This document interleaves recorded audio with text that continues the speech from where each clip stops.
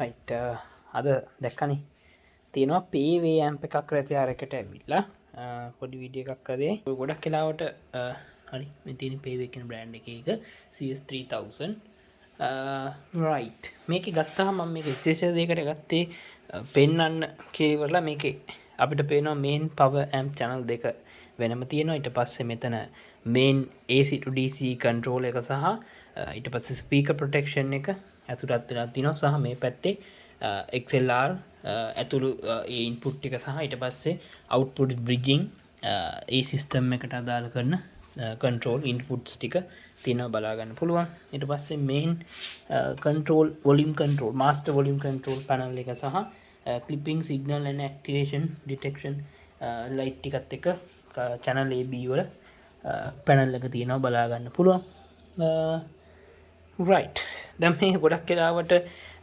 දැන් මේකේ බලමු මේන්ලි ගත්තොත් එහෙම මේකේ කොච්චර පවර් එකක් තියෙනවද කියලා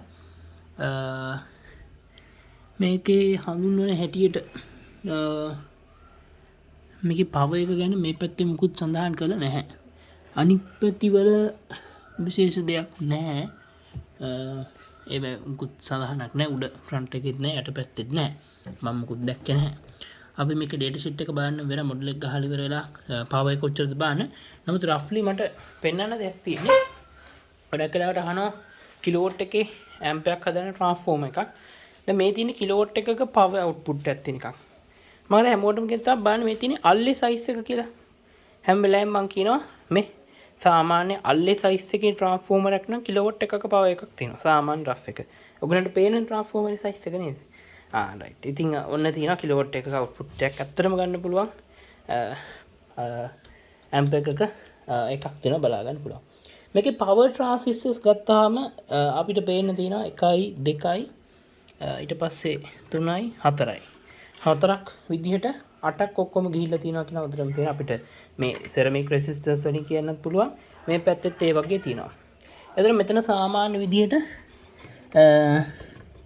TT number එකේ transistor එකක් තමයි ගිහින් තියෙන්නේ sorry 1943 ඒ ටික තමයි ගිහින් තියෙන්නේ බලන්න 2.2 ඒ කියන්නේ සාමාන්‍ය අපි මේකෙන් roughly watt 120ක් වගේ අපි watt 100ක් ගමු එතකොට මෙතන එක පැත්තකින් watt 400ක් මේ පැත්තෙන් watt 400ක් එක්ක හරියටම watt 800ක් තිනවා මොන හරි losses තියනවා නම් watt 200ක loss එක අපි අතෑරියොත් අපිට කියන්න පුළුවන් මේ transform එකේ full capability එක ගන්න මේ amp එක powerful කියලා ඉවර වෙලා right watt 200ක් මම අපිට දන්නේ නැහැ මොකද heat එක විදිහට ප්‍රායෝගිකව කවදාවත් watt 200ක් පුච්චනවා කියන එක roughly අපි දන්න එක transistor සම 120ක් කිව්වොත් watt ප්‍රමාණය එතකොට ගාන කැල්කියුලේට් කරගත්තාම හරියටම 1000 වලට කිට්ටු කරගන්න පුළුවන් ගාණක් එනවා. ඉතින් හොරබොරු නැති amp එකක් කියලා පෙන්වන්න හොඳ අවස්ථාවක් සමහරවිට අහනවා ඕන තරම් අහනවා amplifier ගැන.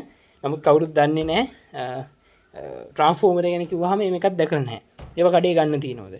තියෙන්නෙම පොඩි ඒවා අල්ලලා පෙන්නන. ඉතින් ඒක හන්දම මම මේක පෙන්වන්න ගත්තේ.